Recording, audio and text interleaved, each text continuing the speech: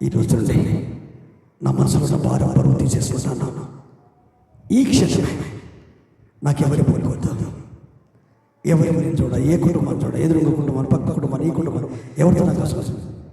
నేను చేస్తున్న పని, నా కుటుంబం, నేను వెళ్తున్న సంఘము, సహవాసం, నన్ను నడిపించే ఆ దేవుడు. హల్లెలూయా. ఆయన నేను మాదిరిగా నా జీవితాన్ని నడుపుతాను. నా మనసును ముట్టవా, నా హృదయాన్ని ముట్టవా, నా ఆలోచన ముట్టవా. చాలా లాస్ అయిపోయాను, చాలా వెనుకబడిపోయాను, అన్నీ కోల్పోయాను. ఆత్మీయతను కోల్పోయాను, ఆరాధనను కోల్పోయాను, ప్రార్థన కోల్పోయాను, మంచి మనస్తత్వాన్ని కోల్పోయాను, విశ్వాసాన్ని కోల్పోయాను, భక్తిని కోల్పోయాను. తృప్తి వచ్చేసింది, నాకేం ప్రాబ్లం లేదు, తృప్తి వచ్చేసింది. కానీ గుండెలో నెమ్మది లేదయ్యా, మనసులో సంతోషం లేదయ్యా, హృదయంలో నిండుదనము నిబ్బరము లేదయ్యా. యెహోషువకైతే నిబ్బరము, ధైర్యం ఇచ్చావు. నీ ధర్మశాస్త్రంలో కొడుకు ఎడవకు తప్పిపోకుండా ధ్యానిస్తూ దివారాత్రం అనుసరిస్తూ జీవించాడు కనుక కానానికి వెళ్ళేంత వరకు నడిపించాడయ్యా.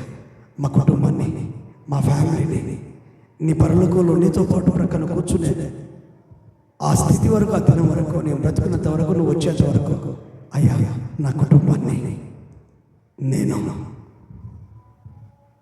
నీ ఉద్దేశాలు, నీ చిత్తం నెరవేర్చడానికి సమర్పించుకుంటున్నానయ్యా. సమర్పించుకుంటావా?